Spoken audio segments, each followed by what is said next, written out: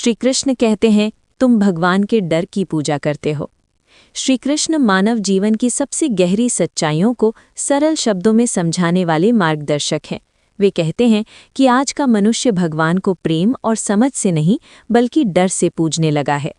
मंदिर में हाथ जोड़ते समय मन में श्रद्धा कम और भय अधिक होता है। डर कि अगर पूजा न की तो कुछ बुरा न हो जाए, डर कि अगर नियम टूट गए तो भगवान नाराज हो जाएंगे। श्री कृष्ण कहते हैं कि ये पूजा नहीं, ये भय का व्यापार है। भगवान का स्वरूप भय पैदा करने वाला नहीं है, वो तो करुणा, प्रेम और क्षमा का प्रतीक है। जब तुम भगवान के सामने जाते हो और मन में डर लेकर खड़े होते हो तो तुम अपने भीतर की कमजोरी को भगवान पर थोप देते हो।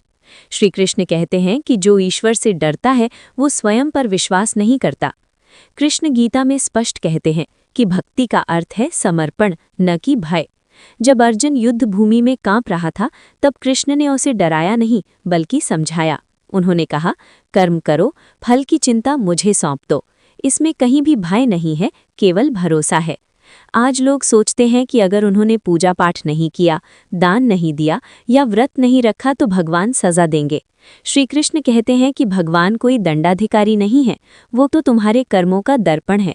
जो तुम करोगे वही तुम्हें लौट कर मिलेगा। डर भगवान से नहीं, अपने गलत कर्मों से होना चाहिए। डर से की गई भक्ति इंसान को कमजोर बनाती है। वो हर निर्णय में सहमा रहता है। वो अपने जीवन की जिम्मेदारी भगवान पर डाल देता है और खुद कुछ नहीं करता। कृष्ण कहते हैं कि ये कायरता है, भक्ति नहीं। सच्चा भक्त वो है जो जीवन के संघर्षों का सामना साहस के साथ करता है और हर कर्म को ईश्वर को समर्पित कर देता है।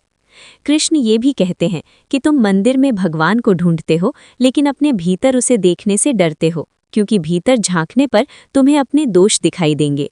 भगवान बाहर नहीं है, वो तुम्हारे विवेक में है, तुम्हारे कर्म में है, तुम्हारे प्रेम में है। जब तुम किसी भूखे को खाना खिलाते हो, जब किसी दुखी को सहारा देते हो, वही भगवान है। डर की पूजा तुम्हें बांधती है, प्रेम की पूजा तुम्हें मुक्त करती है। श्री कृष्ण कहते हैं कि प्रेम में डर नहीं होता और डर में प्रेम नहीं होता।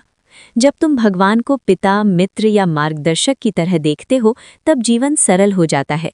तब पूजा बोझ नहीं रहती, वो आनंद बन जाती है।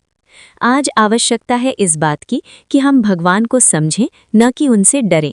नियम निभाने से पहले उद्देश्य समझें, परंपरा निभाने से पहले चेतना जगाएं। श्री कृष्ण का संदेश स्पष्ट है, भगवान को खुश करने के लिए झुकना नहीं बल्कि सही कर्म करना जरूरी है। अंततः श्री कृष्ण यही कहते हैं, डर छोड़ो, प्रेम अपनाओ। भगवान को अपने हृदय में स्थान दो, भय में नहीं। जब डर समाप्त होगा तब भक्ति सच्ची होगी और जीवन शांत, सार्थक और प्रकाशमय बन जाएगा। वीडियो को लाइक करें, अपने विचार कमेंट में लिखें, चैनल को सब्सक्राइब करें और बेल आइकॉन दबाएं।